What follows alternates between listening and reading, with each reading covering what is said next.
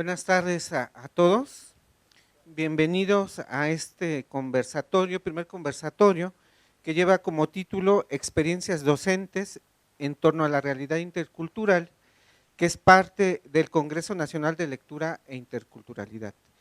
En primera instancia queremos darles la bienvenida a todos los que nos ven aquí en esta sala del CCH Naucalpan y quienes nos ven a través de las redes sociodigitales del colegio.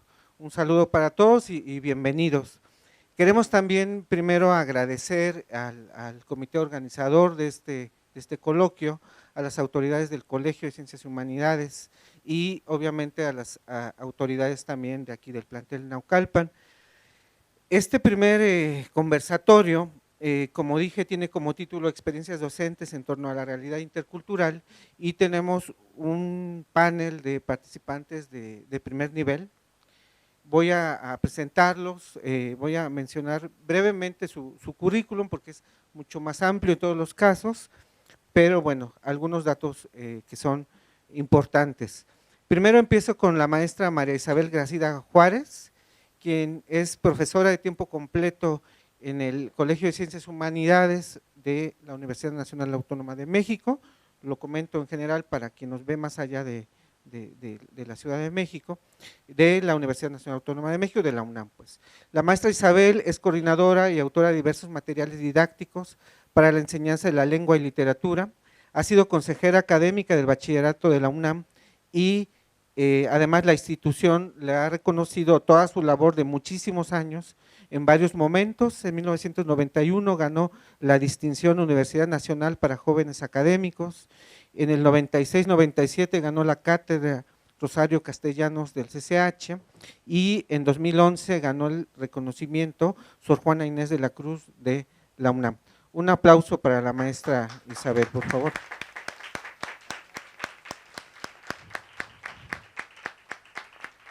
Nos acompaña también la maestra Silvia Hernández Ángeles, quien es licenciada en Química por la UNAM, maestra en Educación por la Universidad Interamericana para el Desarrollo y doctora en Evaluación Educativa por la Universidad de Anáhuac.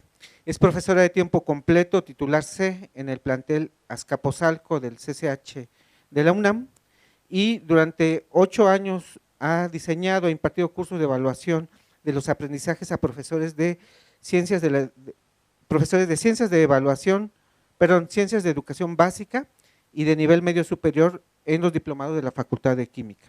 Además, la maestra ha participado dentro del Complanes del Consejo Técnico del CCH en el proceso de actualización de los programas de estudio de nuestro colegio y además es miembro de la Sociedad Americana de Química. Además de que, pues obviamente la maestra con una gran experiencia en diversas áreas y particularmente, obviamente, en el área de experimental de nuestro colegio y más allá de nuestro colegio. Un aplauso para la maestra, por favor.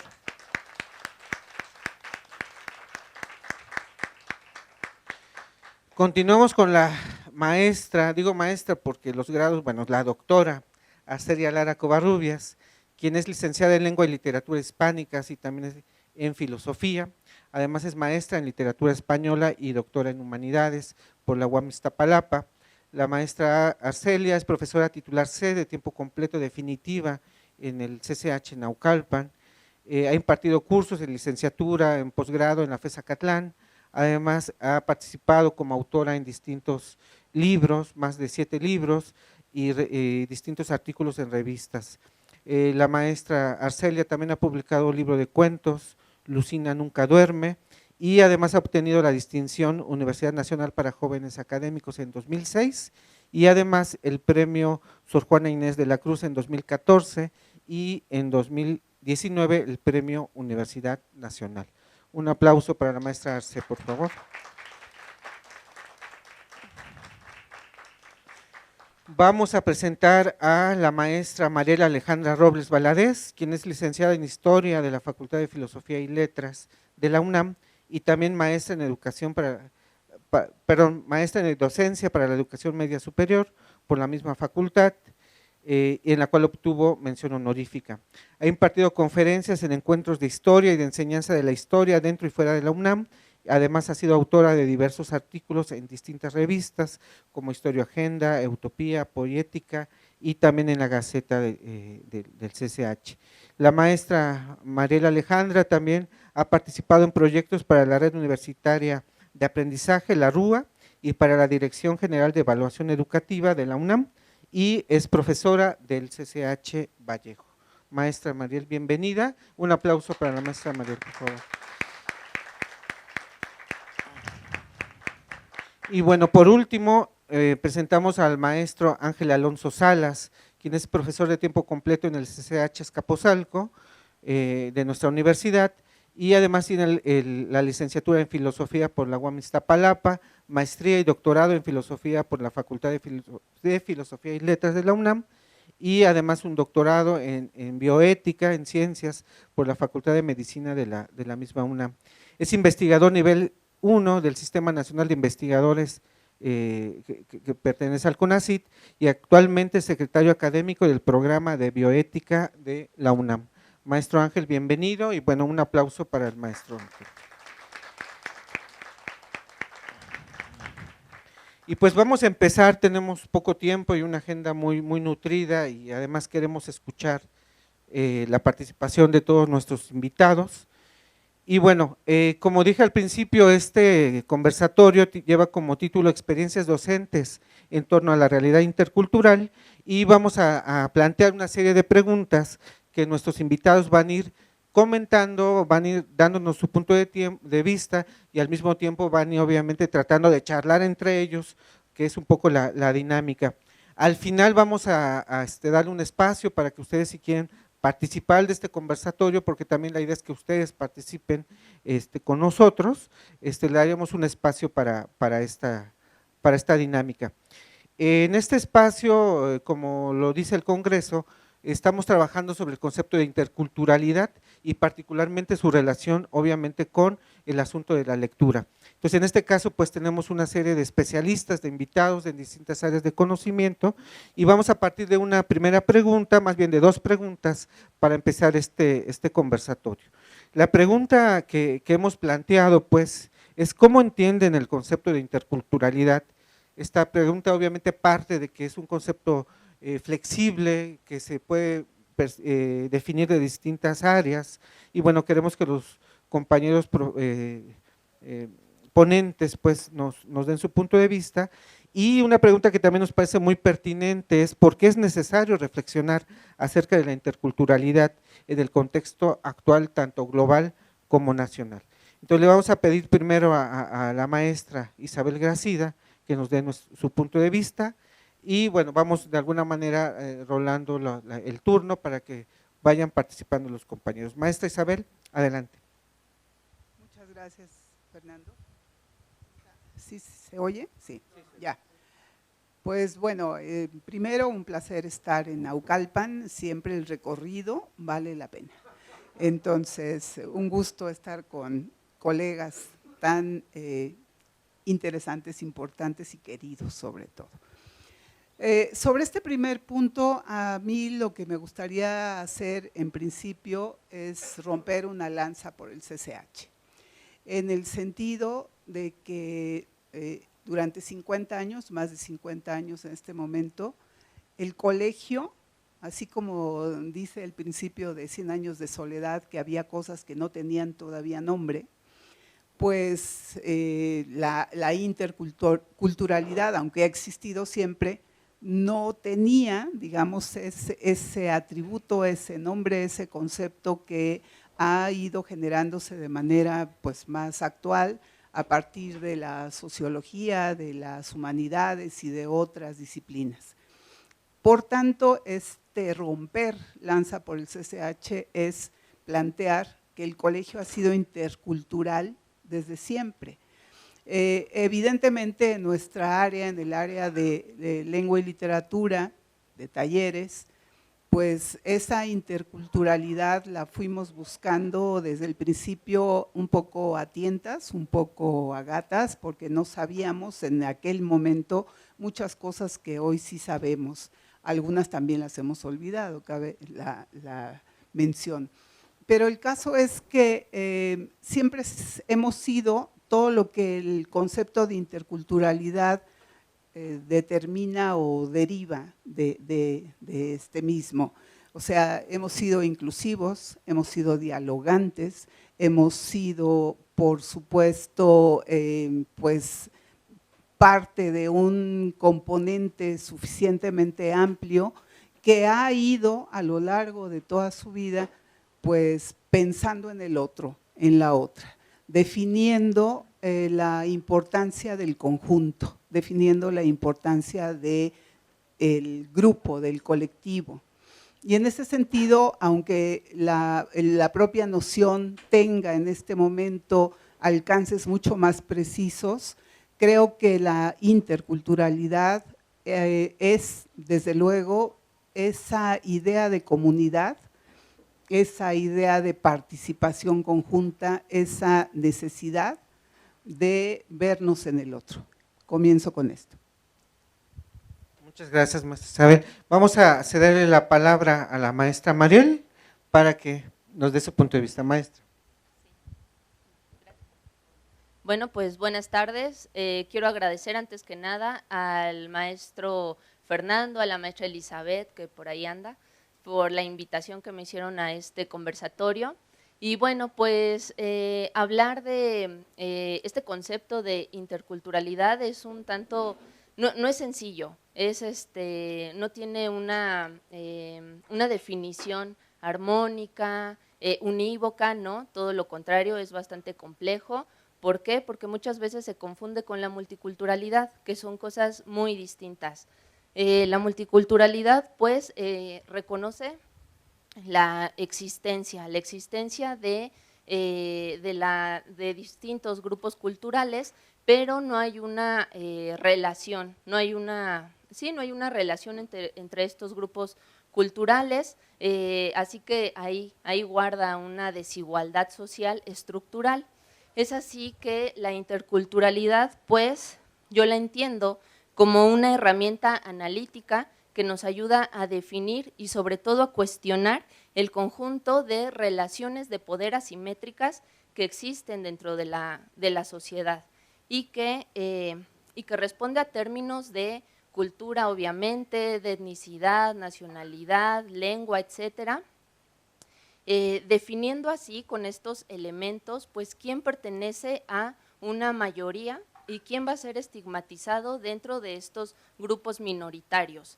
Y en este sentido, lo que el maestro Fernando preguntaba, ¿no? El contexto, en este contexto histórico-cultural que ya tiene décadas que estamos viviendo, que es el neoliberalismo y la globalización, donde se supone que todos somos ciudadanos del mundo, que se desdibujan las fronteras, pero esto no lo estamos viendo en la realidad. Con toda esta crisis migratoria que hay, no es lo mismo ser un ciudadano de, no sé, de Venezuela, de Haití, El Salvador, a ser un ciudadano de Finlandia, de Estados Unidos, Inglaterra, etcétera.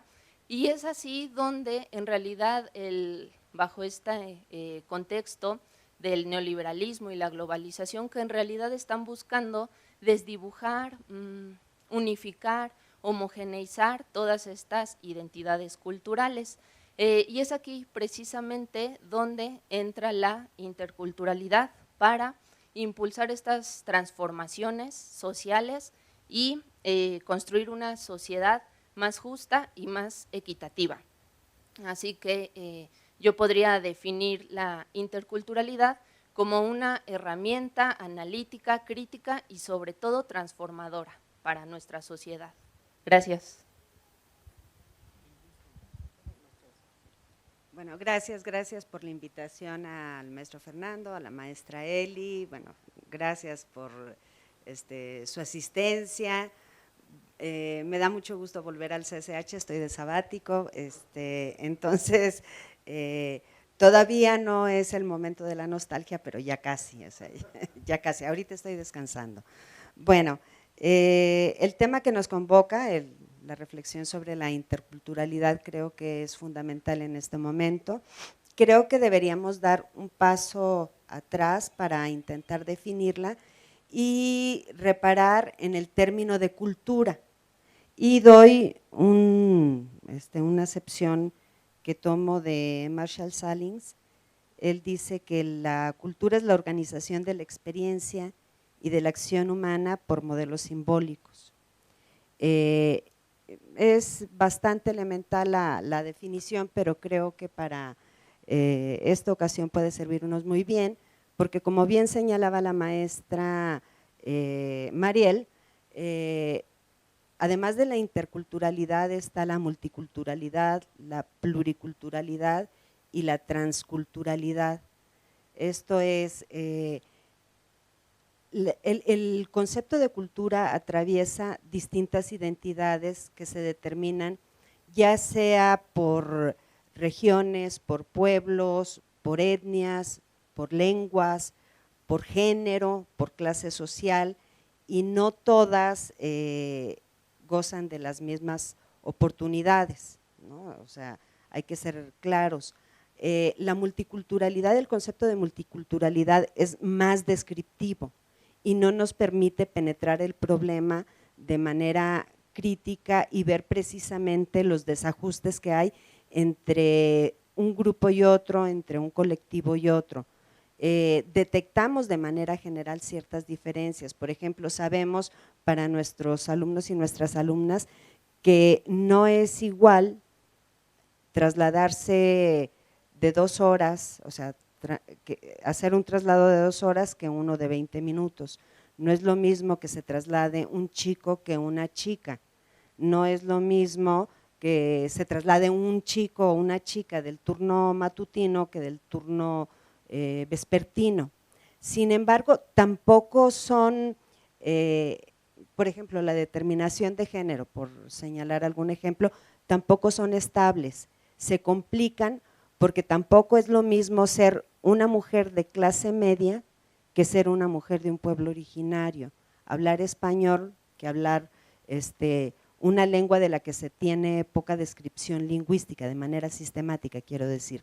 Entonces, es necesario que nosotros como escuela, como formadores, tengamos en cuenta todas las variantes que nos dan identidad y sin pretender esto que señalaba muy bien la maestra Mariel, unificar desdibujando la identidad de las personas, sin caer en eso, sin pretenderlo, sí buscar hacer comunidad, como señalaba la maestra Isabel.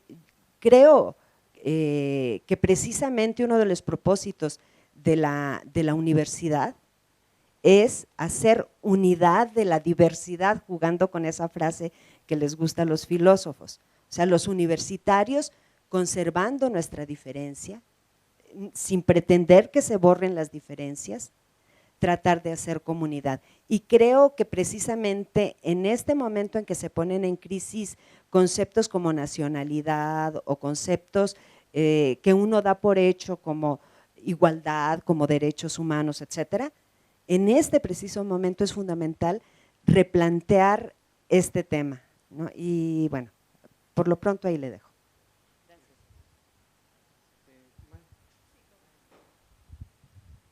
Buenas tardes a todos, me da mucho gusto estar en el plantel Naucalpan, hace años que no venía y por lo mismo pues me perdí un poquito y además veo mucha gente joven, no veo a mis amigos de hace años aquí, quiere decir que ya estoy un poquito fuera de la edad que tienen todos y a la que conocí pues fue a Betty, ya me saludó, pero los demás, le pregunto yo quién es.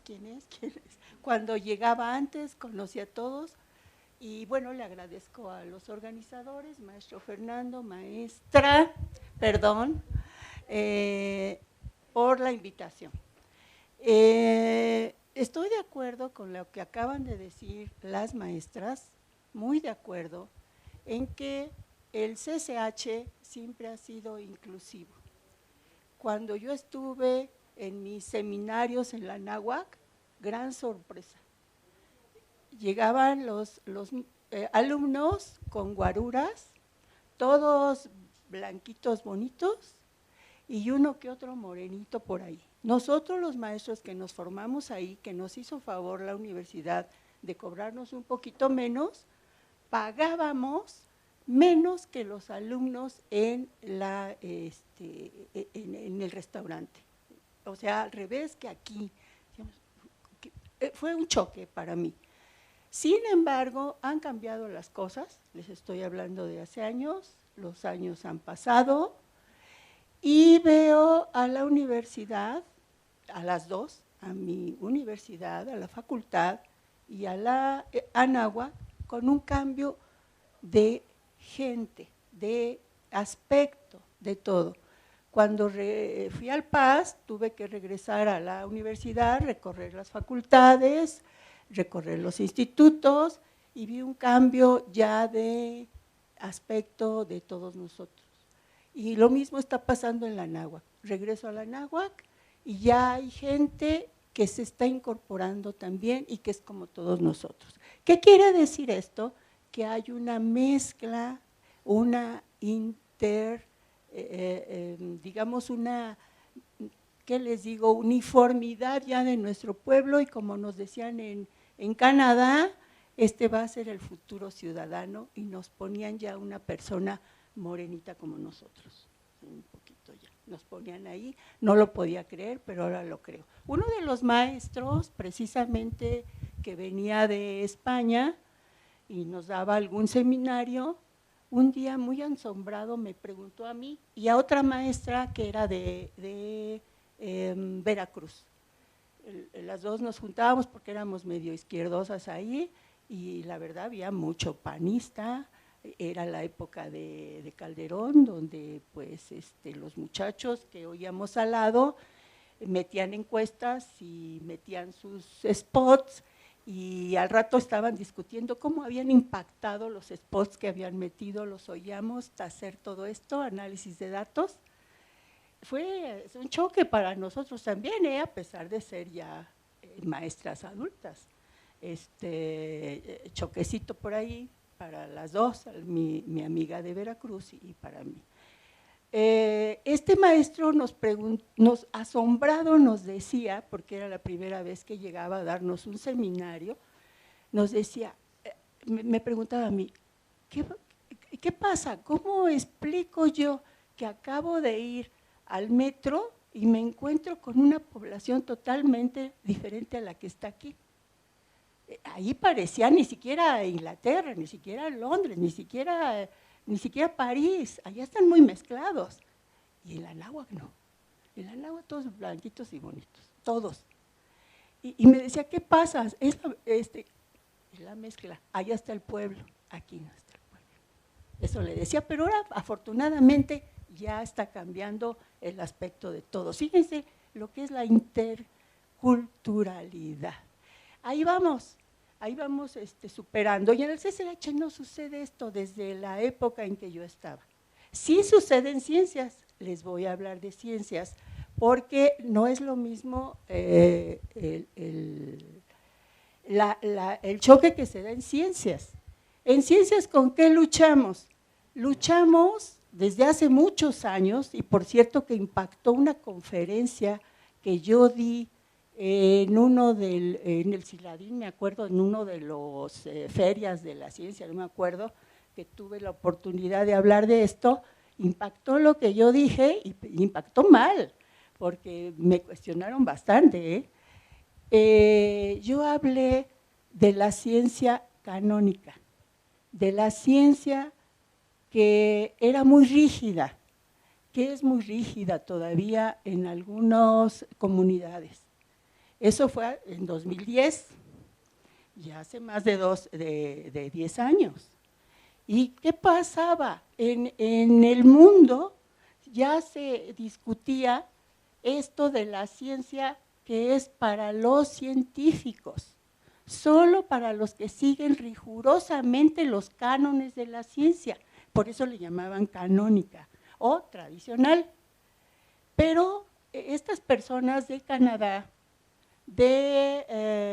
son de Canadá, sí, de Estados Unidos, son educadores en ciencia, ellos ya proponían la ciencia de los pueblos originarios y venían a México estudiaban a los pueblos peruanos y se preguntaban, ¿cómo es posible que desde hace años tuvieran, ellos también, un modo de predecir, de sembrar, de mejorar, y tuviéramos hasta un calendario azteca?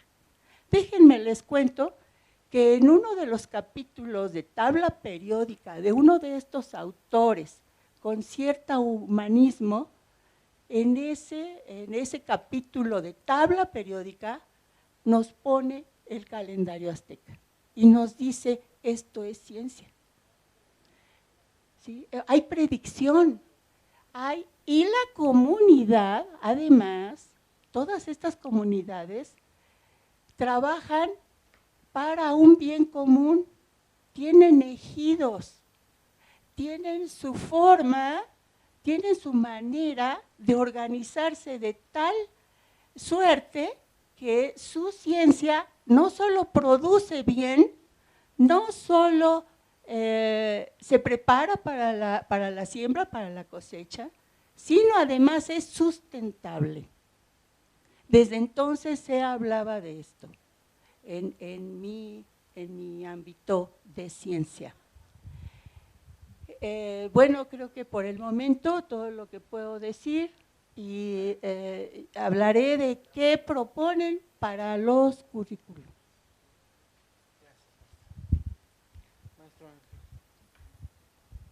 Gracias. Bueno, yo también me sumo al agradecimiento al comité organizador, a todas las personas que están detrás de cámaras, que hacen posible esto, desde las personas que hicieron el diseño y están en distintas actividades, pues sin ustedes no sería posible llevar a cabo esto, y agradecer la hospitalidad de Naucalpan, que siempre uno se siente en casa cuando uno viene acá, por la calidez de la gente y en este caso por el compromiso existente hacia los estudiantes.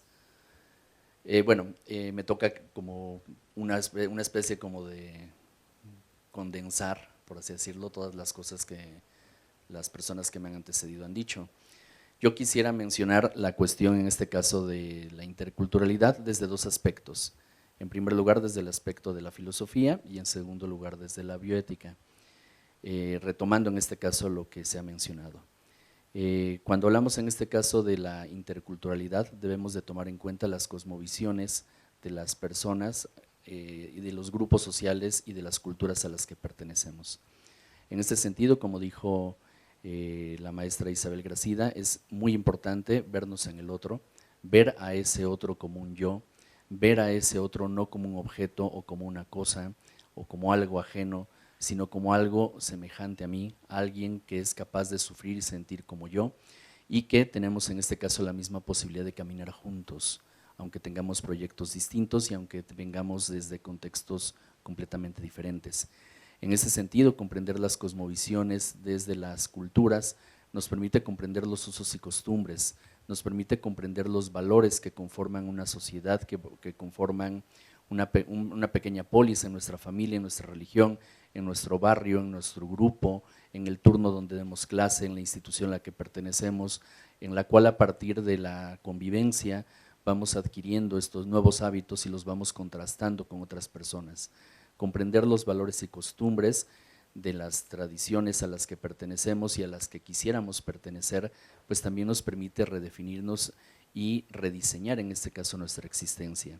En este sentido, la literatura, todos los textos escritos son medios para expresar, no solo como dijo la maestra Mariel, esta herramienta política, crítica y transformadora en este caso ante la relación del poder, sino también como una forma de comprendernos, como una especie de reflejarnos nosotros en el texto, ver cómo resuena eso que yo escribí, cómo resuenan las personas que están recibiendo y que están leyendo y que están reinterpretando este objeto, esta cosa que yo escribí, que yo pinté, que yo compuse, y que en este caso entre todos juntos la vamos resignificando.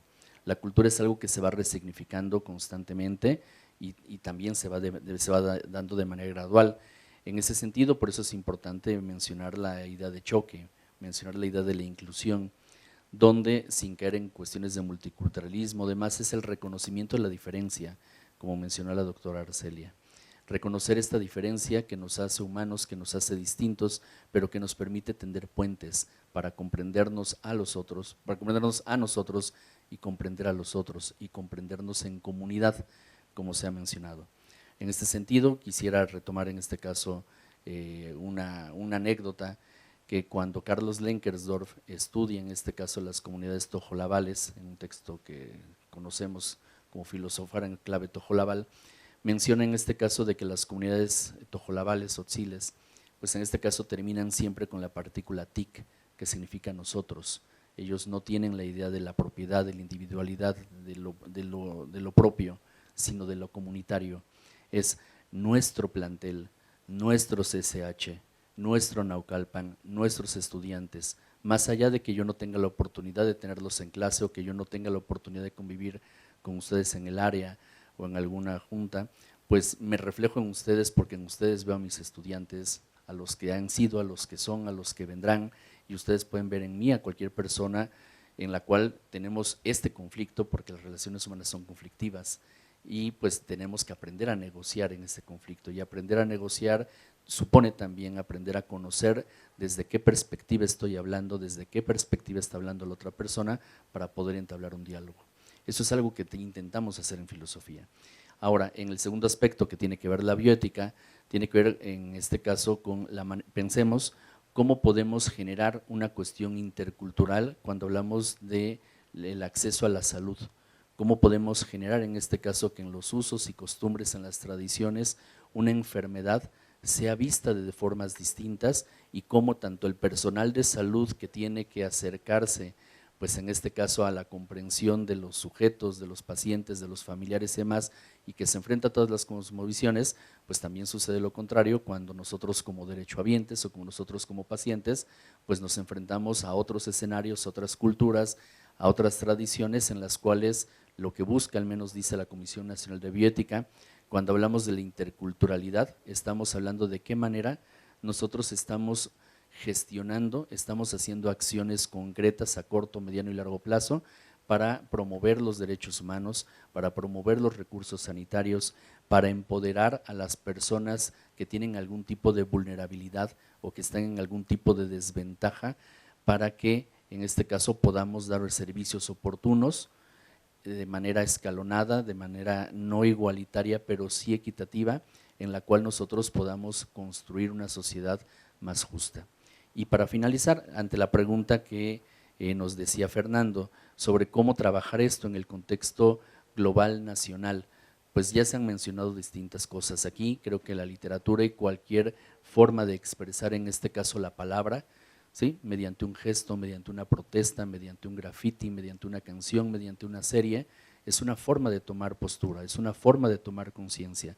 Y lo que tenemos que hacer es propiciar ese diálogo para dialogar, para tener esa apertura, para escucharnos, también para cambiar de opinión, también para comprender las decisiones que toman las otras personas, aunque a lo mejor no las comparta a nivel personal, pero son comprensibles y son razonables en la manera en la cual no hay una unilateralidad, sino hay una cuestión que es razonable, es comprensible.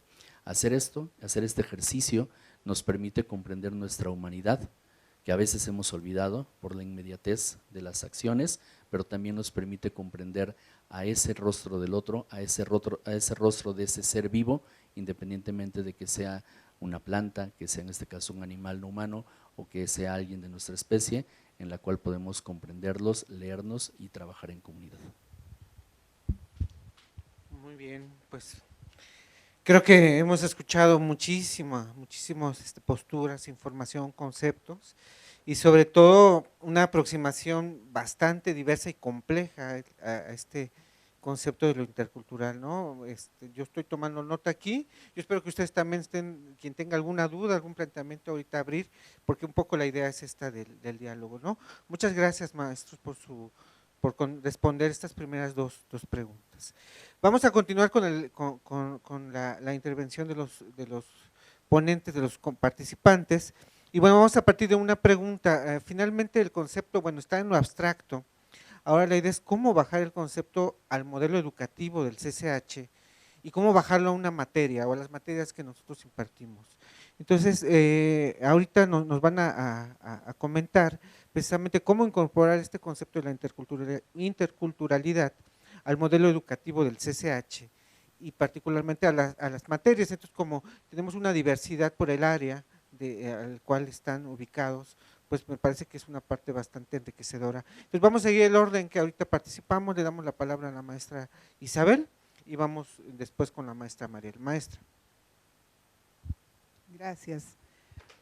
Bueno, creo que aunque con cierta frecuencia abusamos de nuestro santo patrono, que es el doctor González Casanova, y es el referente y el dios CCHero, muy laico, por cierto, muy laico,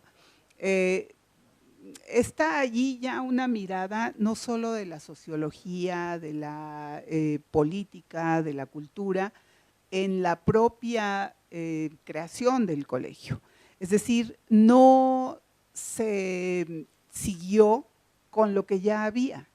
Hubo una necesidad de repensar hace 50 años dónde estábamos después del 68, exactamente del 71, para decir, realmente el modelo o el único modelo de bachillerato es el que conocemos de la Escuela Nacional Preparatoria, o podemos generar otra mirada que sea distinta. Yo creo que todo el asunto de la inclusión, todo el asunto de la interculturalidad se dio desde ahí de una manera realmente significativa.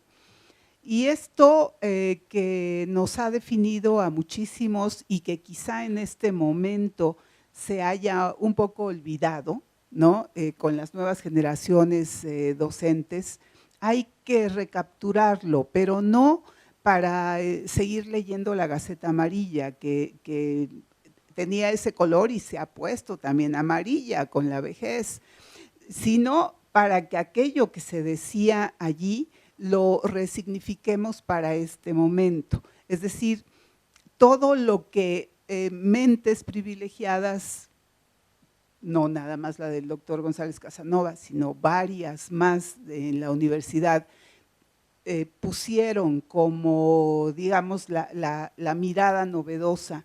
Hay que acordarnos que había ahí, por ejemplo, un poeta, ahora lo tenían, pero bueno, ahora lo recuerdo, que estuvieron presentes en la concepción de algo que sería distinto. Yo creo que el modelo educativo no se debe quedar en algo intocable, en algo que pues ya está allí y ya es de aquí a la eternidad. Justamente la idea de ese modelo educativo, aunque la palabra modelo no nos ayude en este momento, ¿no? Justamente la idea es que es algo que se mueve, que tiene que cambiar, que tiene que evolucionar, porque nosotros no somos los mismos de hace 50 años, porque nuestros estudiantes no son los que tuvimos hace 50 o 40 o 30 años, ni siquiera hace 10.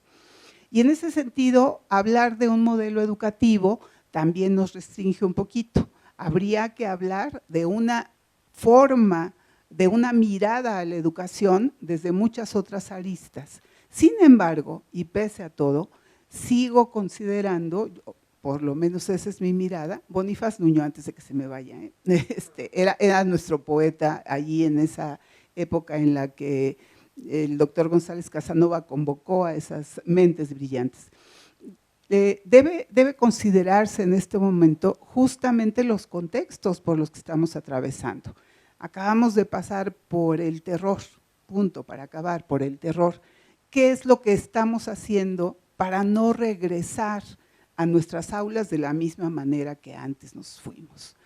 Tenemos que repensar esto, y ya digo, le podremos seguir diciendo modelo, aunque no lo sea, porque no habrá consideración ahí de movilidad. Al contrario, quisiéramos que esto fuera generando nuevas miradas, que son las que en este momento nos van a servir como formas, digamos, de repensarnos nosotros mismos, de repensar la realidad y de saber que esa realidad no es la misma que convoca la melancolía que luego a veces por ahí nos gana.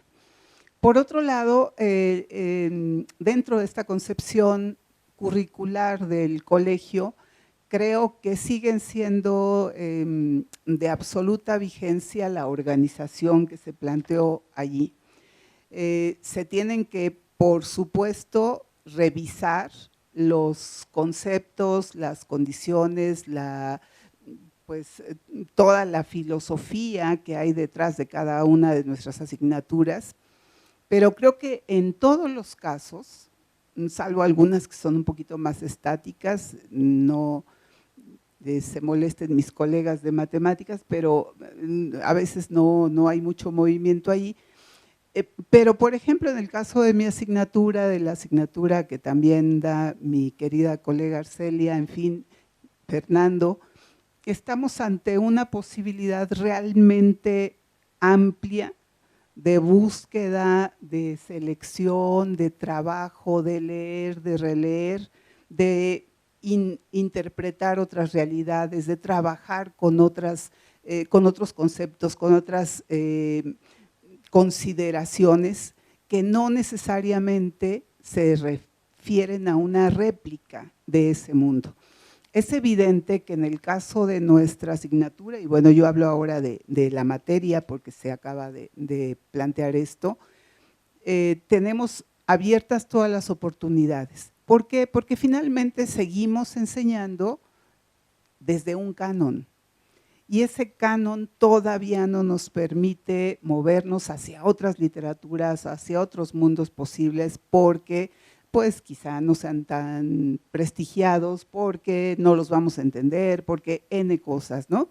Entonces, también generar nuevos cánones, para empezar cánones escolares, no lo que nos dijo Bloom en su momento, lo debamos tomar como la Biblia, ¿no? El Señor pues era quien era, no le importaba nada y decía que solo Shakespeare y nadie más en el mundo. Bueno, pues no, evidentemente no. Y entonces empezar a generar esos cánones escolares para que nuestros estudiantes generen también nuevas percepciones de mundos posibles que son realmente amplios y que tienen todo el sentido y más en este momento. Yo aquí hago un alto.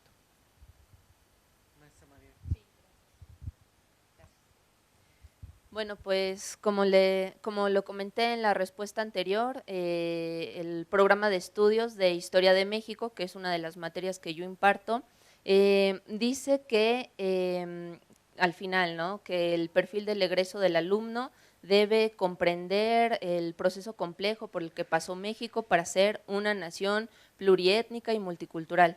Y bueno, pues aquí con la crítica, ¿no?, que hay desde la antropología hacia la multiculturalidad, que más bien es un programa normativo, que en realidad no busca hacer una transformación, sino que persisten esas desigualdades sociales, aunque hay un reconocimiento de estas diversidades culturales.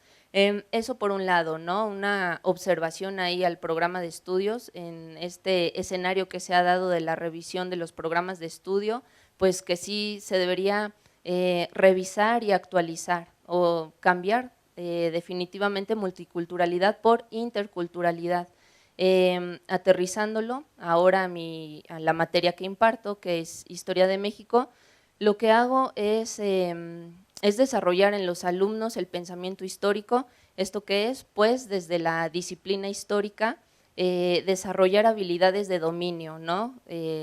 Pues sí, dentro de la especificidad de la historia, que es la lectura de comprensión, el análisis, la interpretación, argumentación, discusión, escritura, etcétera, en los alumnos.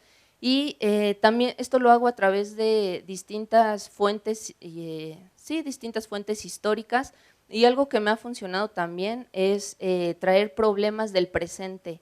La historia no es esa cosa lejana, ajena a nosotros, ¿no? La historia la entendemos a partir de los problemas que tenemos en el presente y que tienen su raíz, su explicación en el pasado. En ese sentido, un ejemplo, acabamos de ver, ¿no?, en este semestre, la sociedad novohispana. Y les traje a los alumnos un tuit, no sé si ustedes lo vieron, de Pablo Magluf, que el tuit dice: la sociedad mexicana nunca se ha organizado por razas, el racismo nunca ha sido un principio de organización social ni cultural. Y bueno, ahí cito, ¿no?, a estos grandes historiadores especialistas en México colonial, que es Antonio Rubial, Pilar González, Solange Alberro, que dice Pablo Magluf, no, ellos dicen que no existió el racismo, pero pues bueno, los historiadores pusimos el grito en el cielo aquella vez y se los presenté a los alumnos. Les pregunto, ¿ustedes qué piensan? Y así como que se quedaron pues dudando, ¿no? Así de que, ¡ay, tiene razón!, ¿no?, que le digo a la maestra. Y les puse dos textos, uno de un historiador, Jorge Trasloceros, y de Pilar González, un video, donde pues te muestran la estratificación social, que son, que a pesar que México colonial, que es algo que todavía vivimos actualmente, ¿no? Esta estratificación social, desigualdad social, que en ese entonces era marcada por elementos como la calidad de sangre, es decir, si eras español, indígena, negro o alguna mezcla, la condición de nacimiento, si eras legítimo, ilegítimo, y la corporación a la que te dedicabas, porque en esta vida no es nada más nacer, sino también algo te tienes que dedicar. Y en ese momento, en la época colonial, pues una sociedad corporativa, ¿no? No era lo mismo pertenecer a una corporación de, no sé, los carpinteros, zapateros, a una del consulado, los comerciantes, los mineros. Entonces ya ahí te muestra estas desigualdades sociales y que los alumnos me decían, pues es que ya, en conclusión me decían, pues es que eso no ha cambiado tanto, la sociedad sigue, ¿no?, pues con estos problemas de desigualdad social. Parece que estos textos pues no son tan lejanos como lo queremos ver. Y bueno, pues hasta ahí mi intervención de cómo incorporo la interculturalidad, no como el concepto tal, ¿no?, de interculturalidad es esto, sino que a través de las fuentes históricas, de problemas presentes que tienen esta explicación en el pasado, pues los alumnos llegan a sus propias conclusiones. Hasta ahí. Gracias. Bueno, pues creo que me toca. Voy a comenzar con un dato, perdón por lo personal del dato, pero no me aguanto. Los que me conocen saben que yo soy migrante, de esta migración interior. Yo vine de Zacatecas. Aquí en el CCH, luego platicando con compañeras y compañeros, sé que hay también quienes tienen familiares o ellos son de Zacatecas, ¿no? Entonces, pero lo que quiero decir es, yo vine a estudiar, y más que un choque como el que mencionaba el maestro Ángel, lo que en mi caso sucedió fue un proceso de transculturalización, o sea, me uniformé. Claro, yo tenía una historia personal previa, mis hermanos habían venido también a estudiar, etcétera, ¿no? Y yo no tenía que trabajar y estudiar, o sea, estaba en una situación más bien desahogada. Pero la universidad, en mi caso, me aportó, me ayudó, digamos, porque con su generosidad me di cuenta de que hay muchos mecanismos en los que la universidad, o a través de los cuales la universidad aporta el capital cultural que a veces nosotros no traemos, ¿no? Y eso lo noto, por supuesto, en la universidad y en el CCH, por supuesto, a través de programas, pero a través de las clases de cada uno de los profesores y de las profesoras en cada una de las asignaturas. Ahora, en mi asignatura, como bien mencionaba la maestra Isabel, de manera natural es una asignatura intercultural, está planteada sobre un terreno de fecundidad textual, y si definíamos cultura como aquella manera de organizar la experiencia y la acción a través de medios simbólicos, yo creo que el medio simbólico, si no el más fuerte, si uno de los más fuertes es la lengua. La lengua que no funciona tras mano de lo que sucede en la sociedad o en el conocimiento o en los saberes, va junto con. Entonces, tratándose de un material con el que trabajamos, que está hecho de lengua y que además tiene pretensiones de arte, de manera, digamos, en automático se da la interculturalidad. Hace 12 años, le traigo a mi querida Isabel un regalito. Los compañeros de talleres ya lo conocen porque cada que hay oportunidad saco este papelito. Hace 12 años o más, Isabel y yo diseñamos una materia para MADEMS español y por ahí tratando de ver cómo plantear el asunto de la lectura y la interpretación, la maestra Isa me regaló un texto de Guadalupe Jover sobre las constelaciones literarias. Entonces yo le dije, ¿sabes qué, Isabel? Yo me lo imagino como un mapa de metro, que es, no se alcanza a ver, pero como un mapa de metro. Y los accesos a la cultura son diversos. Entonces, la línea 1, por ejemplo, aquí, es una línea que se une por tema y son textos que tienen que ver con el cuerpo. Pero a su vez atraviesa sale una, porque ahí está el cuento de Los dientes de Edgar Allan Poe, entonces hay una línea que es todo Allan Poe, de donde se deriva otra línea de metro, imagínensela como un mapa de metro, que tiene que ver con literatura de terror, otra línea que tiene que ver con erotismo, otra línea que tiene que ver con mujer, otra línea, y no necesariamente temas, a veces son géneros literarios, una línea que es la línea de teatro, a veces son generaciones literarias, ¿no? Del siglo de oro, por ejemplo, a veces son arquetipos literarios, el arquetipo del Don Juan, las distintas obras que confluyen en esto. Y como decía Isa, en efecto, pues el canon hay ahí unos ciertos textos que nosotros respetamos, veneramos y seguimos, pero como decimos en la UAM, pues la pretensión es desbordar el canon, ¿no? Incluir nuevas voces.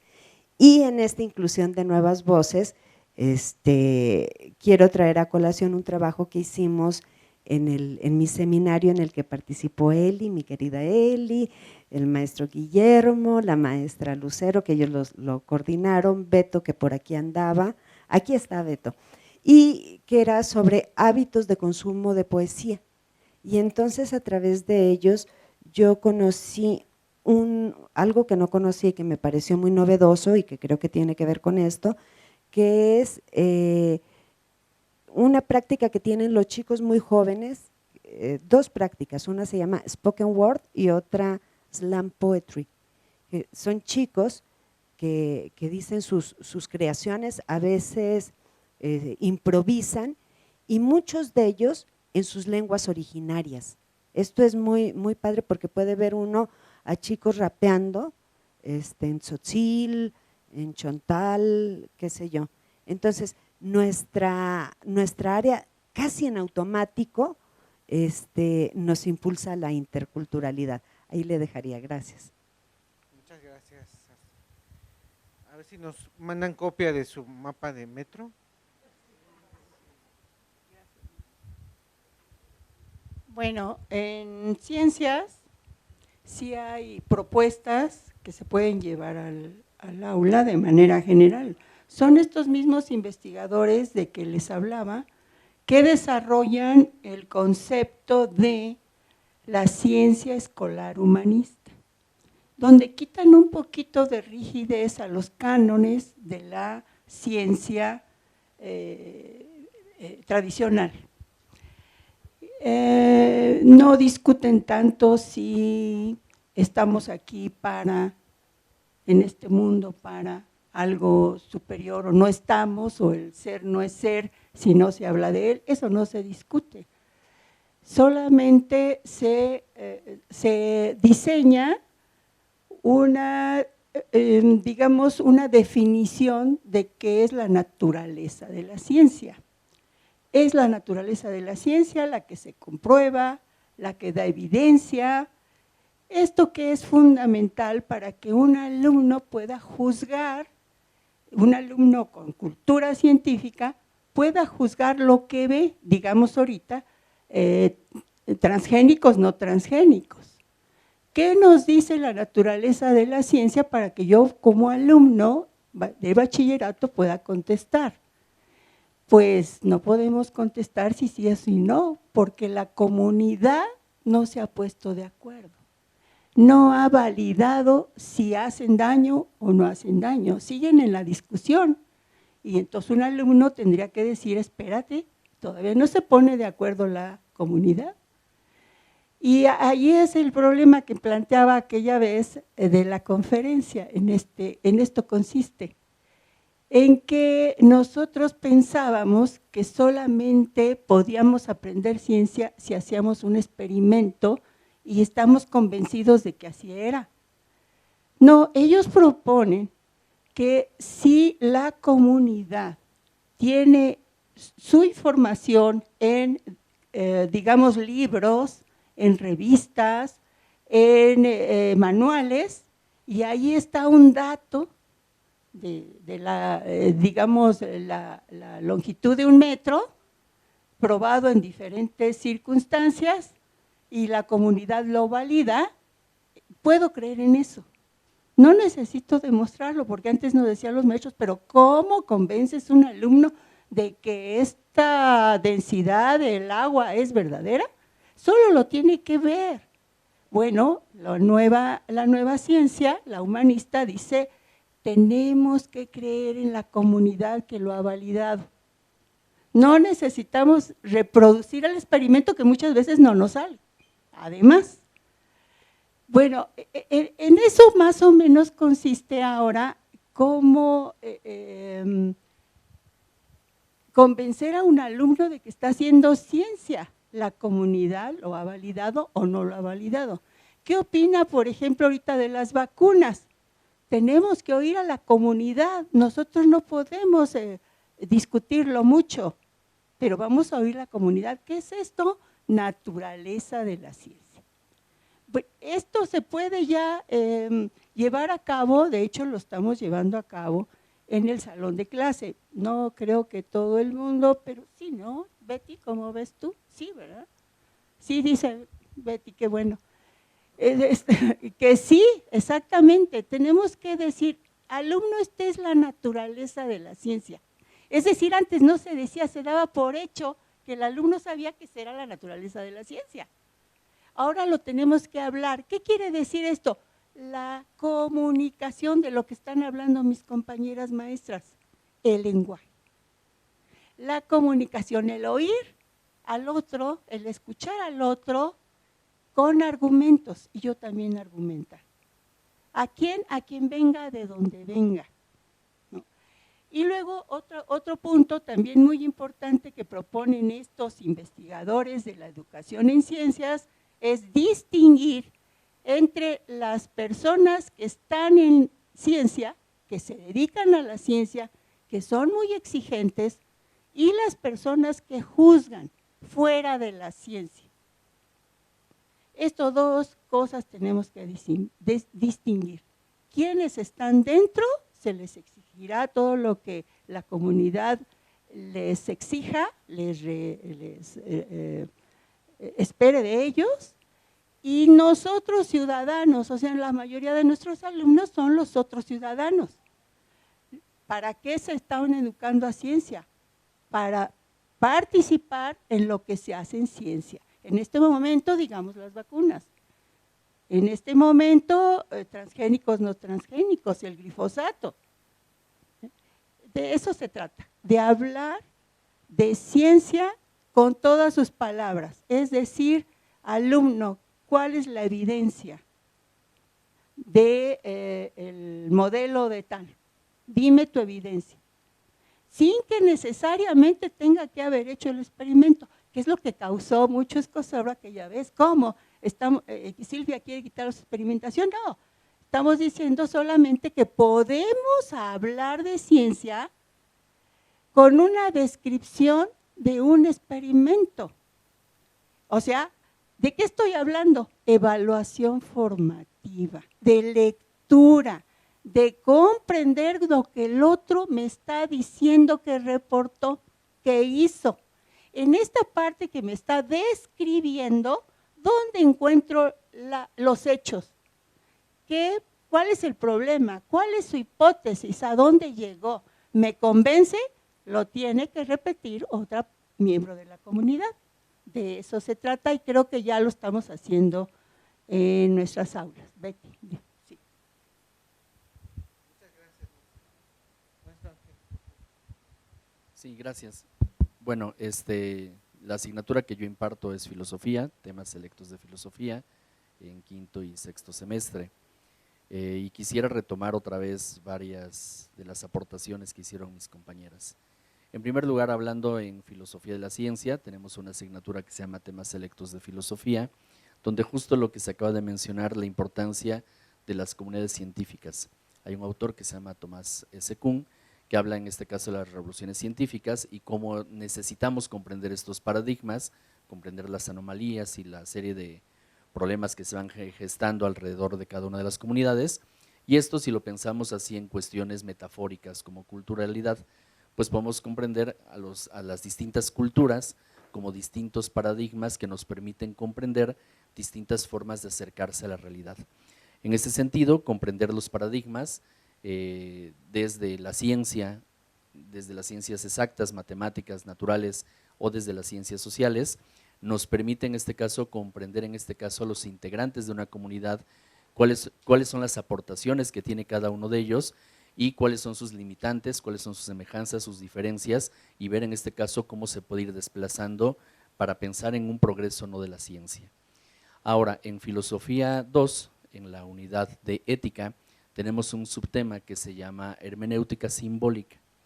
Y entonces a partir de ahí nosotros en filosofía creo que podemos, no necesariamente como dice la pregunta, cómo incorporar el concepto de interculturalidad, porque trabajar estética es trabajar de suyo, en este caso la interculturalidad, pues podemos pensar, como había mencionado hace rato, las cuestiones de los símbolos.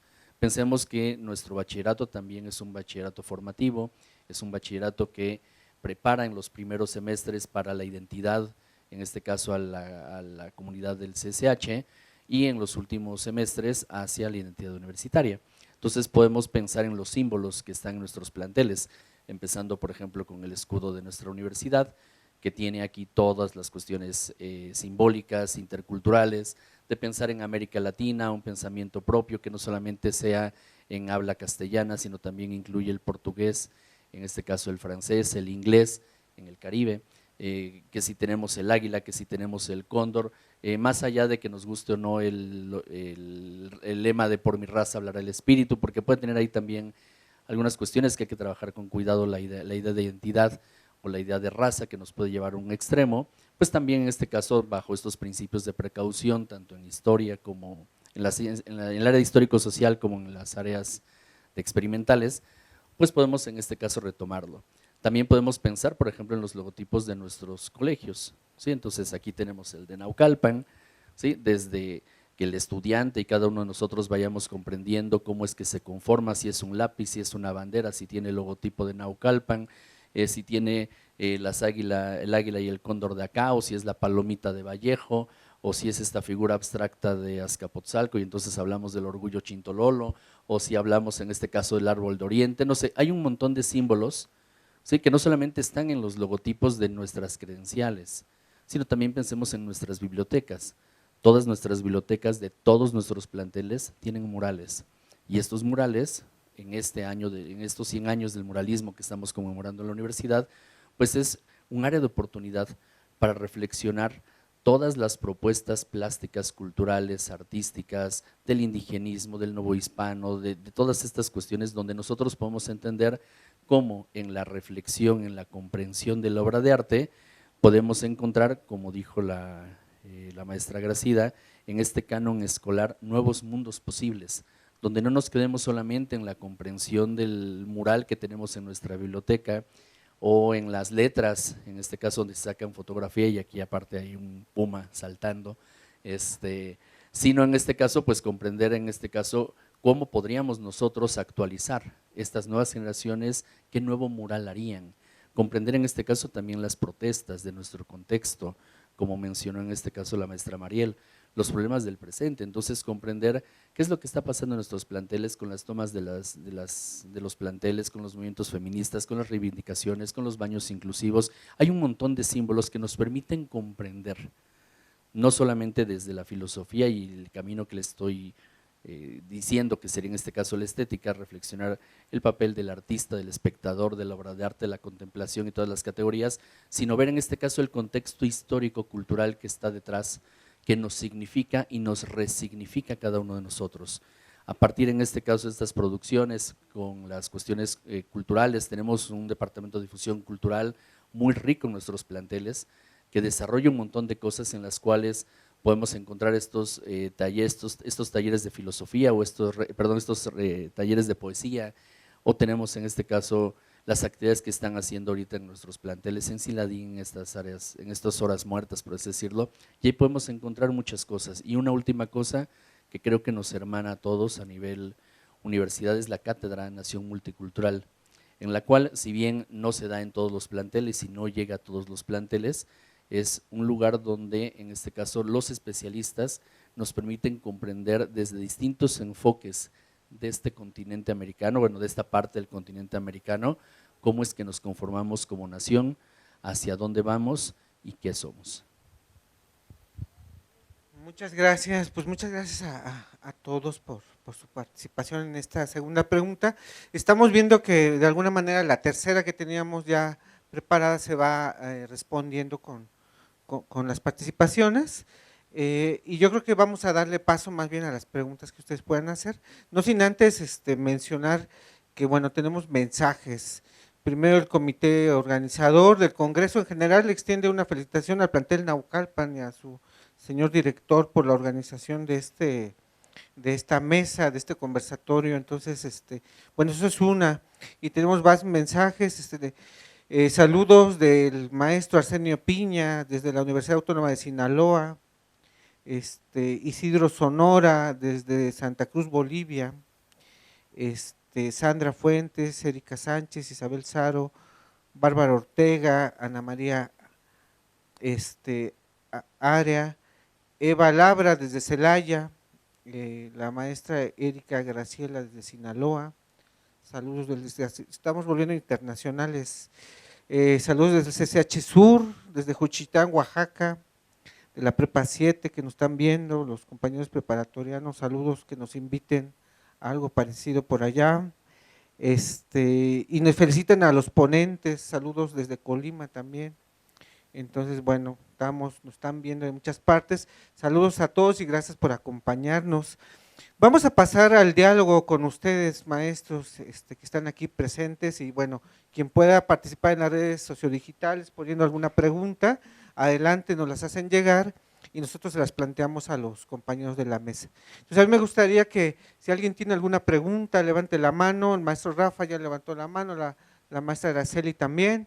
Entonces vamos a darle la palabra al maestro Rafa de Jesús, brevemente que puedan plantear las preguntas para darle paso a nuestros invitados que las puedan responder. Adelante, Rafa, por favor.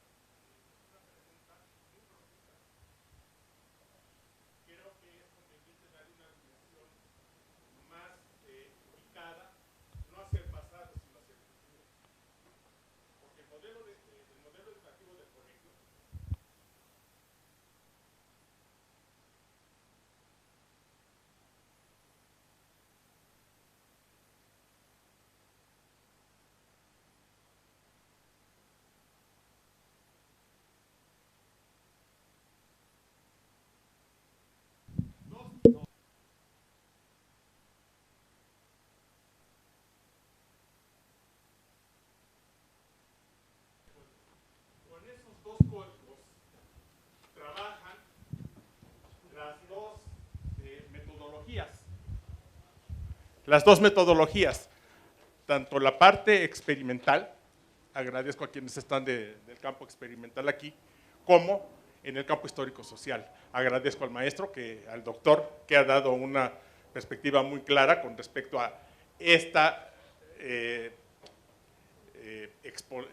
exponente proceso que se da desde la filosofía para que pueda yo expresar esto que digo. Cierro mi participación. Hay dos rectores que son importantes para este proceso. Primeramente, el doctor Pablo González Casanova, que es del campo social y que es él construye el antecedente de lo que es el colegio con respecto a su nueva universidad en los años 50 del siglo pasado. Desde allá viene esto, o sea, no es ahora, ¿sí? Y la otra perspectiva, hablaban de mentalidades fundamentales. La otra mentalidad que también es muy importante para el colegio es el doctor José Sarucán, que por cierto aquí tenemos su auditorio. ¿Y por qué es importante el doctor Sarucán? Porque él tiene exactamente la parte experimental y la parte matemática. Entonces, el colegio se conforma por esos 4 aspectos.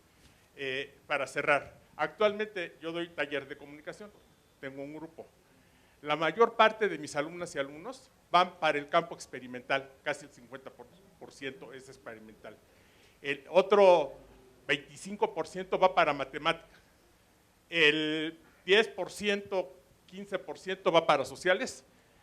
Para humanidades va apenas un 5 o 10%. Y nada más hay un interés en el campo de comunicación.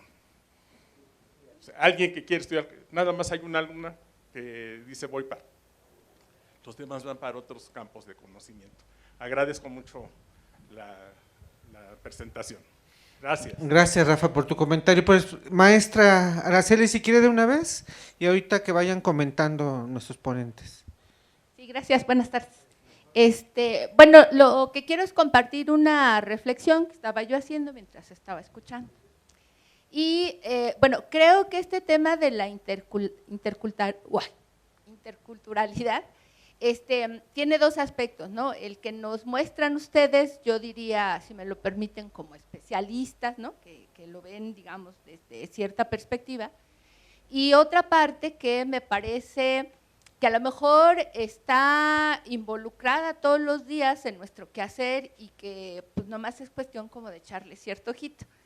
Y en lo particular pensaba, sobre todo lo que decía el maestro Rafael, por ejemplo, yo imparto la materia de psicología, pertenecemos al área de experimentales, pero en realidad yo ya no entiendo por qué estamos en el área de experimentales, ¿no? Creo que ahí hay una cuestión bien importante en todo esto del colegio, de revisión de programas y demás, porque, y bueno, no es que quiera que nos salgamos, sino hay que reconsiderar qué pasa con la disciplina. Y además, bueno, ya no hacemos experimentos en principio, ¿no? No porque no siga habiendo en las ciencias de la psicología, sino en particular en el CCH.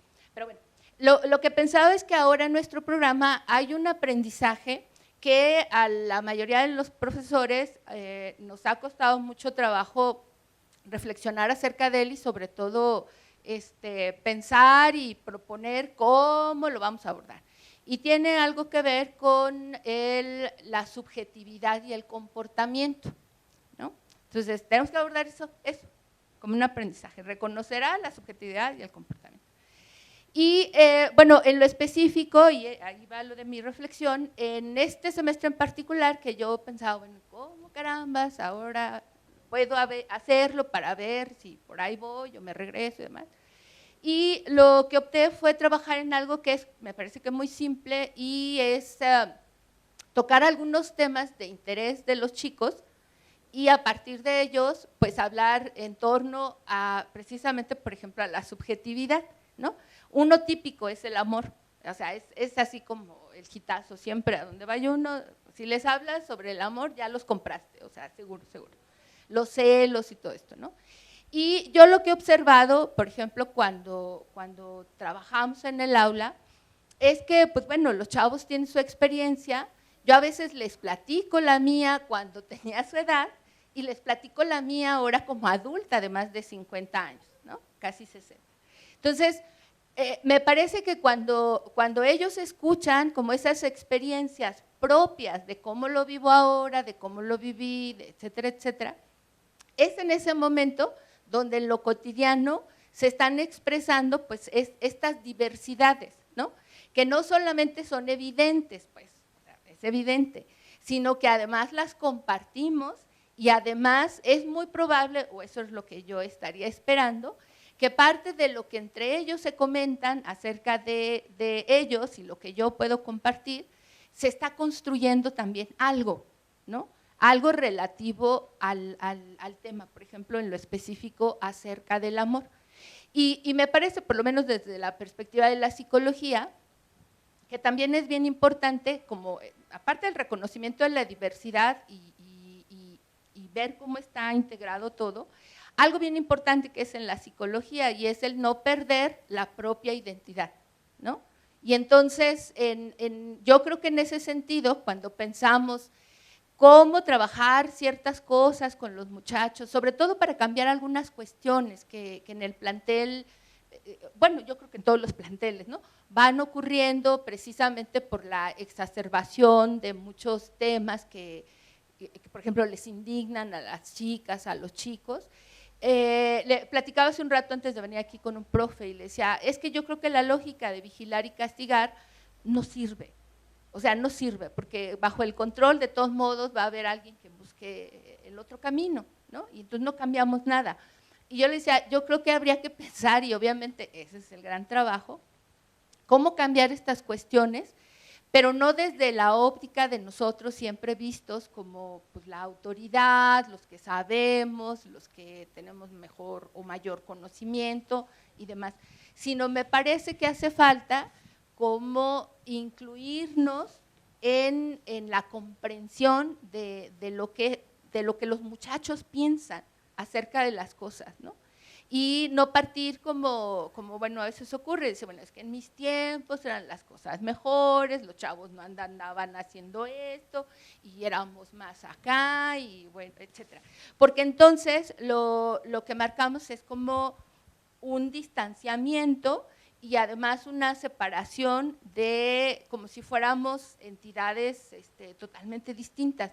Y por eso decía al principio, me parece que en lo cotidiano, o sea, en todos los días, en el salón de clase, ahí está ocurriendo precisamente esa convergencia de lo diverso.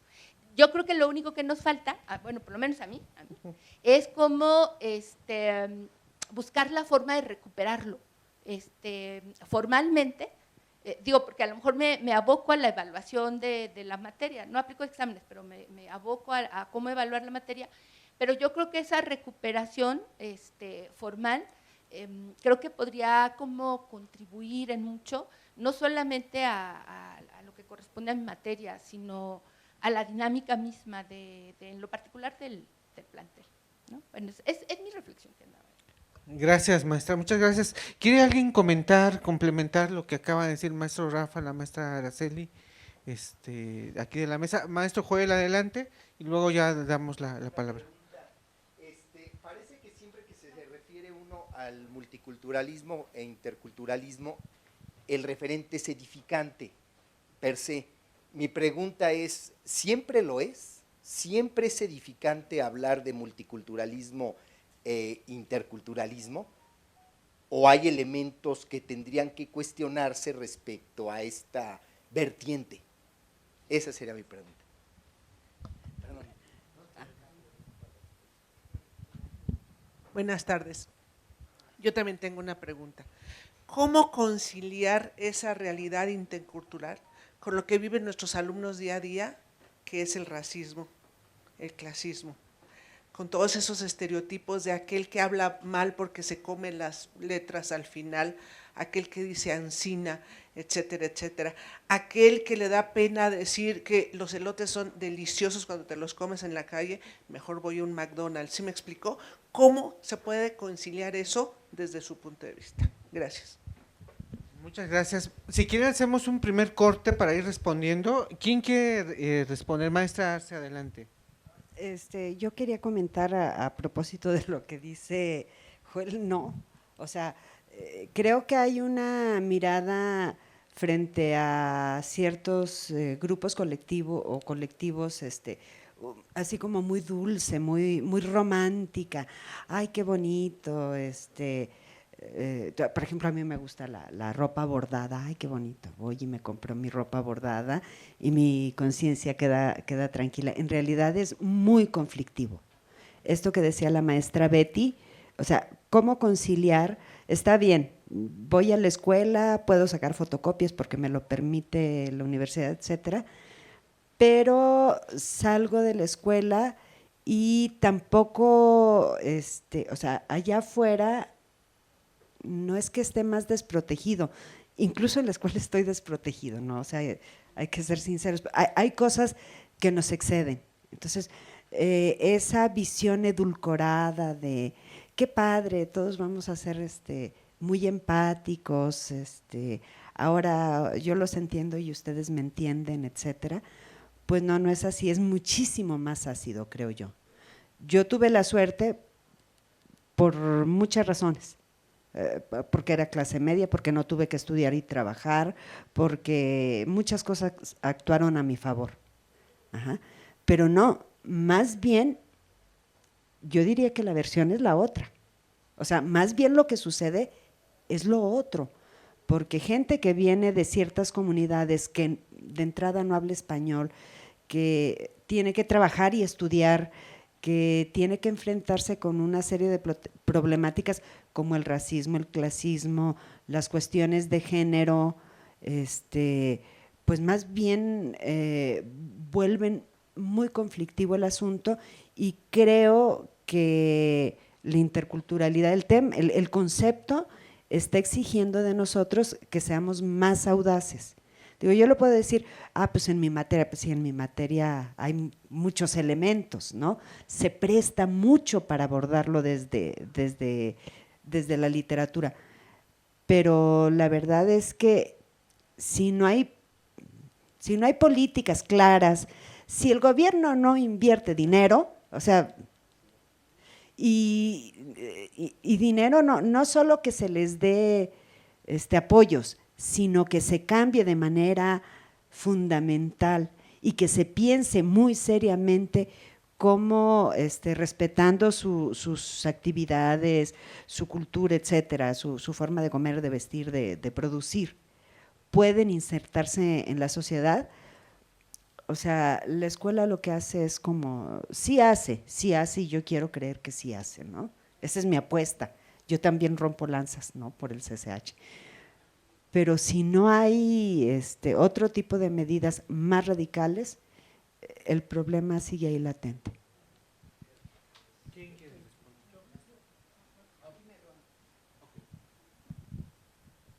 Bueno, a la primera intervención sobre las 4 áreas y la segunda de cómo recuperar esta convergencia en la diversidad, yo quisiera decir 2 cosas. Uno, a veces la hiperespecialización en la que nos hemos enfrentado cada uno desde la disciplina en la que se encuentra o el área a la que pertenecemos, pues nos cierra muchas puertas.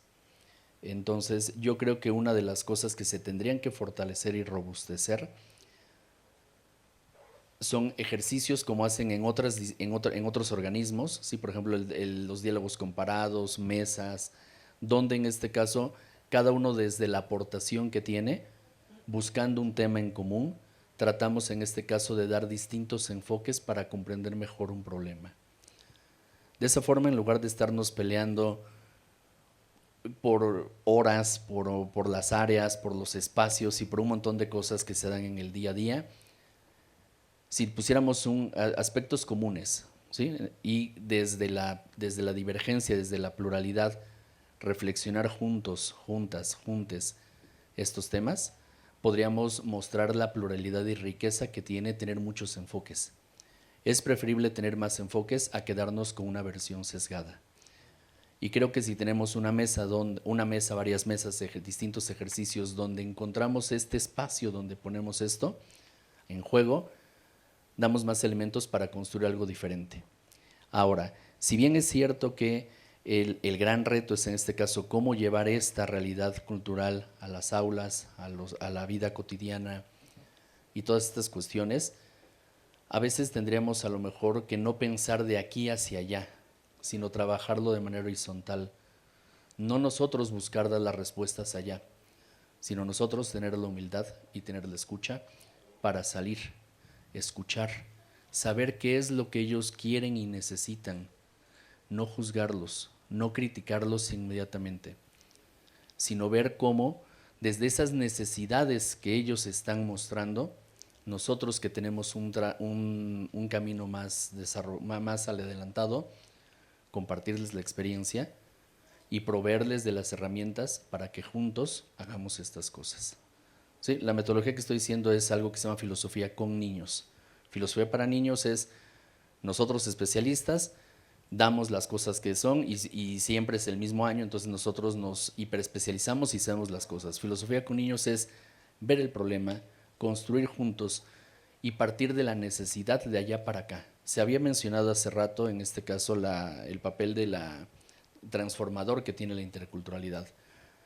Freire lo que proponía era desescolarizar la escuela, que no todos vengan acá, sino que más bien nosotros salgamos a los espacios, conquistemos las plazas públicas. Y está bien que las personas que están aquí en este plantel tengan los espacios, tengan una feria de psicología, tengan talleres, pero estamos hablando de unos pocos privilegiados con los cuales estamos trabajando estos. Se nos queda la periferia.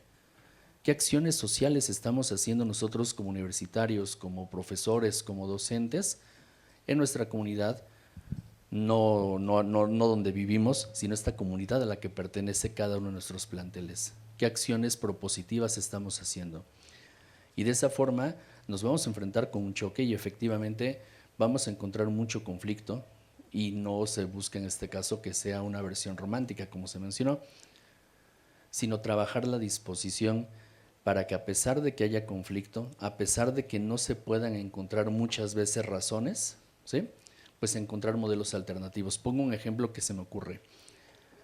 En las nuevas posibilidades de llevar salud comunitaria, ya no es llevar el hospital de primera línea a un lugar, sino ver en este caso cuáles son las necesidades sociológicas, antropológicas, comunitarias, religiosas que tiene una comunidad, y antes de ir y construirles en este caso un espacio, aprender de ellos, primero ver si quieren, porque si no, entonces nosotros vamos a hacer un ejercicio de colonial, vamos a hacer una invasión y un montón de cosas que ellos tendrán también sus motivos por los cuales reservarse el derecho a no querer participar. Y debemos de comprenderlo porque no vamos a llegar a conquistar, sino queremos llegar a juntos a hacer algo.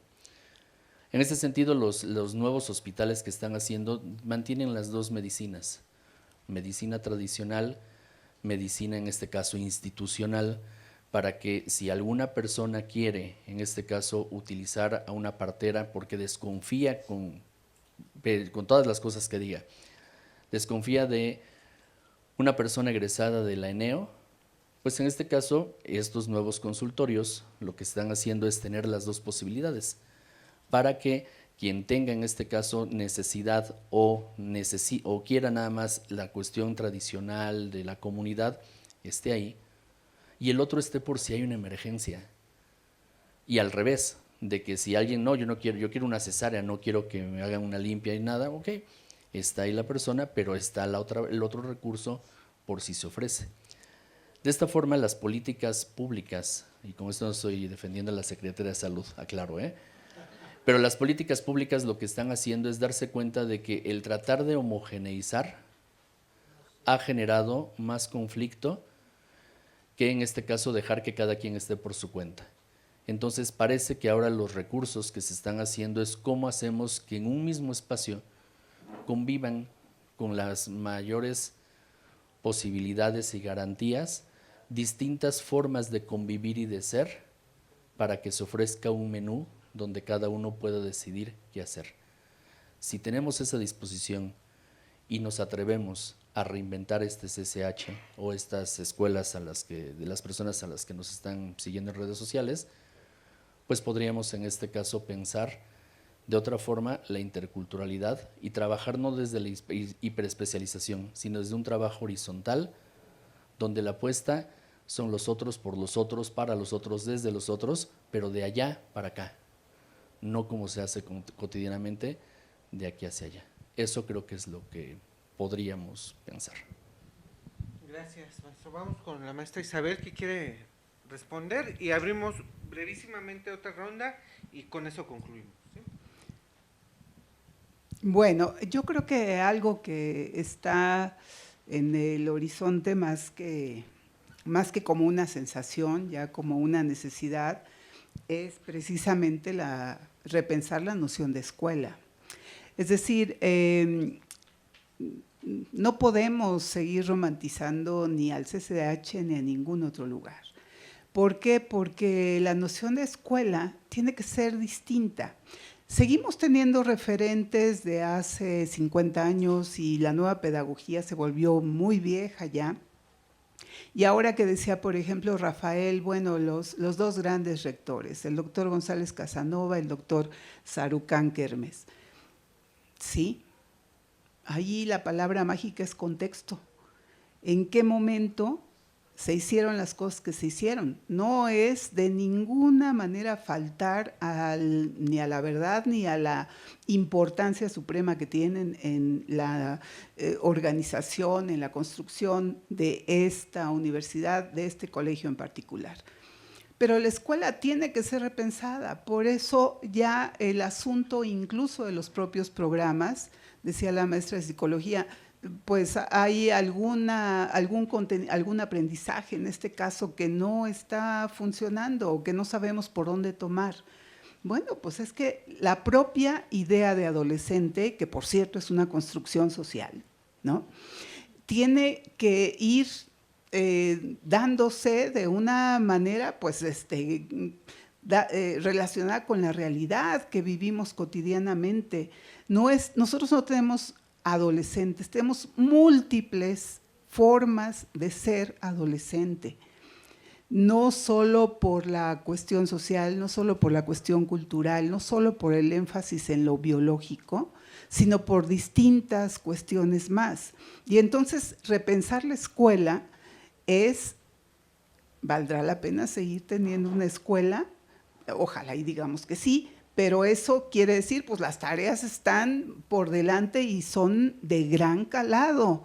No es nada más de, cambio planes, cambio programas, cambio la dirección para abordar este tema o el otro. No, hay toda una necesidad de ponernos muy en serio a discutir si lo que nuestro alumnado requiere es seguir pues con los mismos programas, con las mismas miradas sobre distintas situaciones. Si nosotros como docentes, sobre todo quienes ya tenemos una edad o dos, vamos a poder mantener, digamos, esa curiosidad, esa necesidad o incluso esa apatía de nuestros alumnos y alumnas que no les decimos nada, que ya llega el profesor o la profesora y se lanza ahí 2 horas y los otros salieron pues como estaban, o peor, porque salieron enojados o porque salieron más alterados o porque salieron simple y sencillamente en el tono en el que entraron, me vale, ¿no? Entonces creo que todas estas intervenciones que por supuesto tienen que ver con interculturalidad son un elemento adicional a todo lo que es esta noción de escuela. Decía el doctor Joel que si es edificante hablar de interculturalidad, como tal no, porque si no nos vamos a convertir en recetarios permanentes que repetiremos una serie de nociones. En este momento hay a partir de una persona, toda una consideración muy importante de esto que es el poder prieto, por ejemplo, ¿no?, que de repente ese poder prieto llega a Hollywood y lo vemos en todos los grandes escaparates y evidentemente en 3 horas de cine. Bueno, pues también va a servirnos para repensar si eso no se queda en mero eslogan publicitario, porque puede que se quede allí. y que entonces pues no sirva realmente para generar ninguna posibilidad.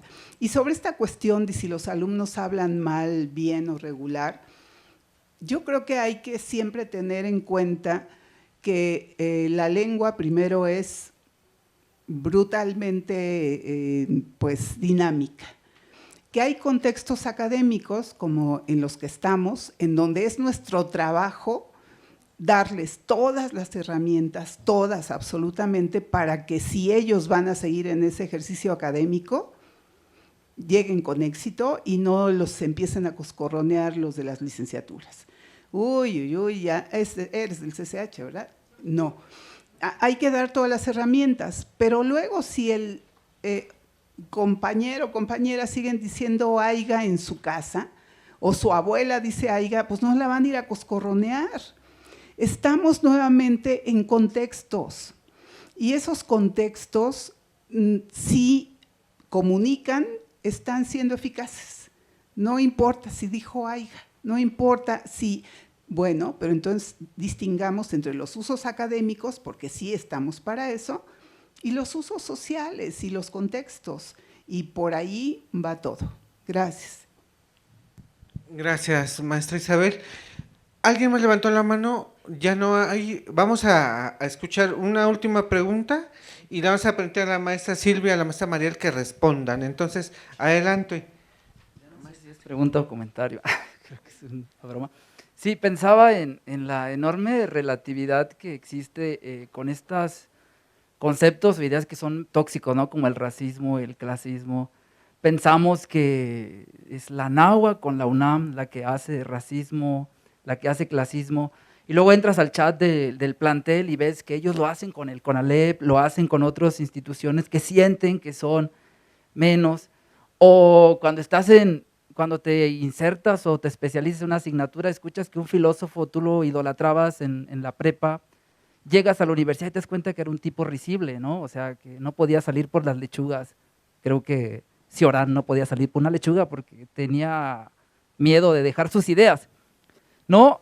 O cuando creo que el mismo Agamben hace un comparativo entre lo que es el experimento científico como algo súper idolatrado y que en realidad tiene la misma raíz que la experiencia que tenemos todos, ¿no? O sea, experimento viene de experiencia, la experiencia que yo tengo también es algo que constato, ¿no? Que llevo a cabo a través de una hipótesis y que de repente, pues, no sé, son ciertas cuestiones las que llevan a idolatrar unas cosas sobre otras y que en ese sentido más bien como una docencia libre de proponer como centros, como idea de una cultura, pues más bien es identificar lo enormemente relativo que es todo, ¿no? Digamos, creo que eso era lo que yo quería añadir.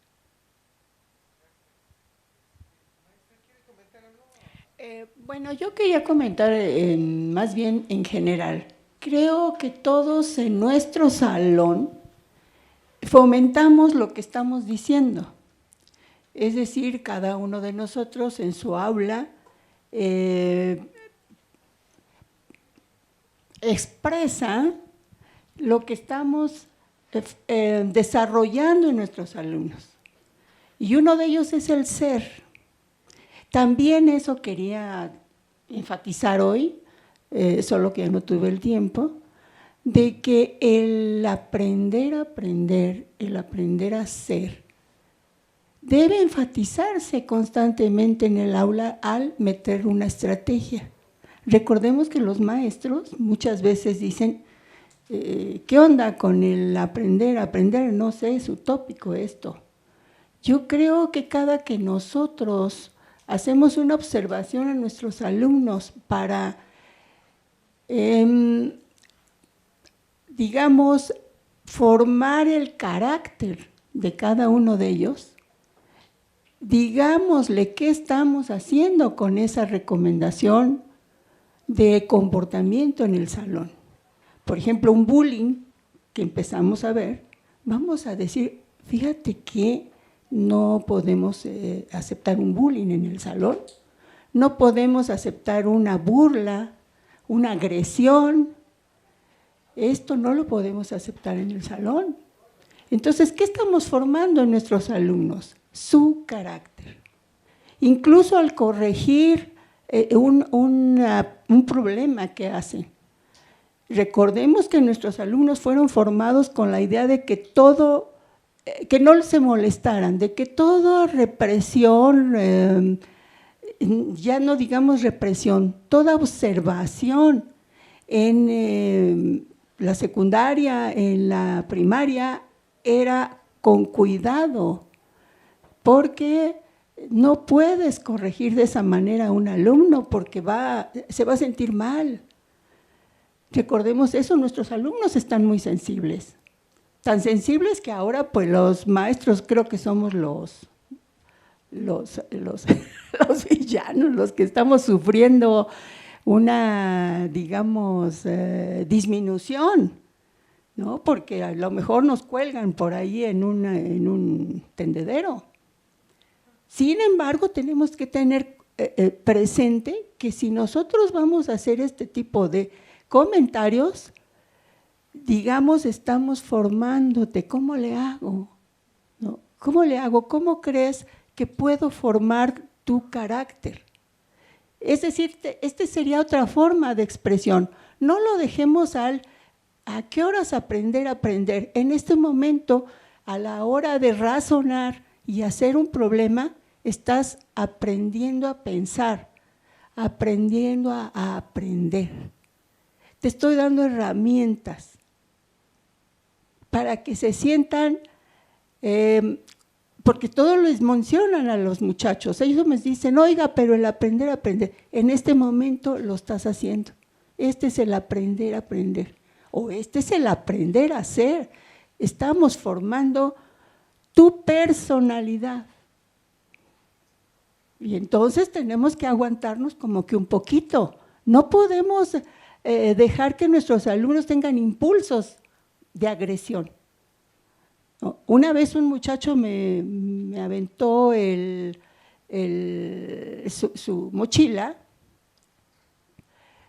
en el pasillo porque le puse una mala calificación en tarea. Y le pregunté, ya nos habíamos puesto de acuerdo, no agresión en el salón. Le pregunto, ¿es agresión? Levantó su mochila y se retiró. Pues sí, era agresión, exactamente. Es decir, otra vez, tenemos que formar, a lo mejor, Betty, digamos, no totalmente vamos a formar a nuestros alumnos en la sensación de impotencia, de disminución que le hacen las personas por allá afuera, de gritarles alguna majadería, o sea, una expresión de racismo, pero nuestro alumno tiene que pensar, ¿no? ¿Cuál es el problema? A mí no me afecta, yo tengo este potencial, debo estar orgulloso de mis raíces, debo estar orgulloso de mi color. Al revés, ¿no? Luego yo soy media racista al revés, pero no es cierto. De repente digo, bueno, pero ¿por qué un color de ojos azul te va a hacer más inteligente? Ustedes ya lo vieron que el compañerito fulano es muy inteligente. Casualmente muchos de mis alumnos muy inteligentes vienen de Oaxaca.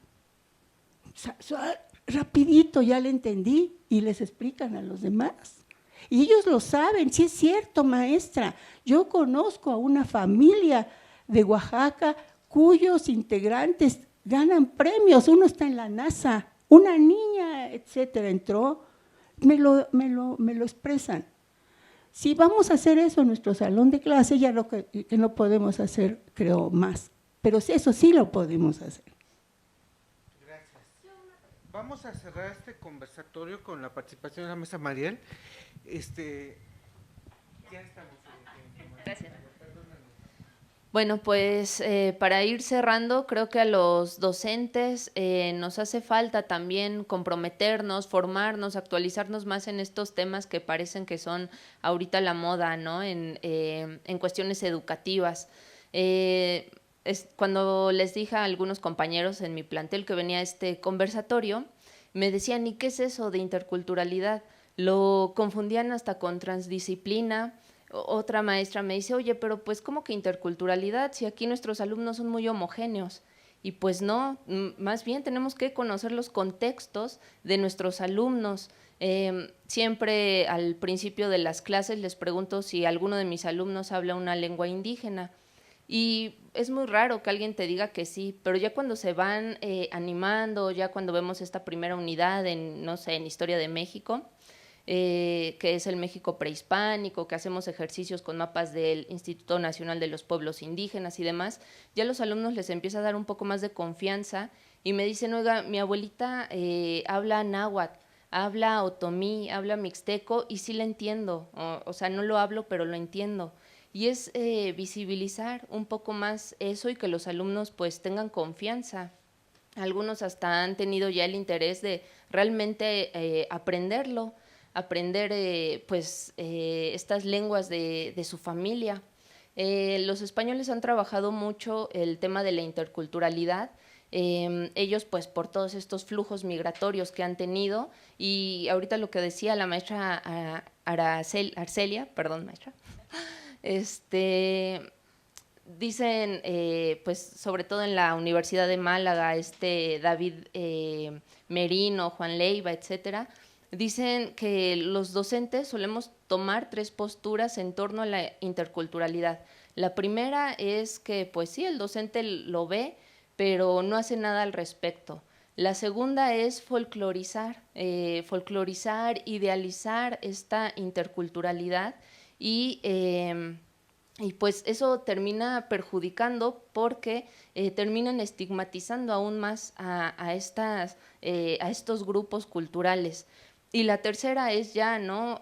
Cuando los docentes se forman, se actualizan, están más comprometidos en conocer el contexto de sus alumnos, más allá de lo que nos dicen a nosotros, por ejemplo, en las hojas dálmata, ¿no? De cómo van la trayectoria escolar de nuestros alumnos, sino de ver de dónde son, cuáles son las necesidades de las que hablaba el maestro Ángel, cuáles son las necesidades reales que tienen nuestros alumnos, cuáles son sus consumos culturales.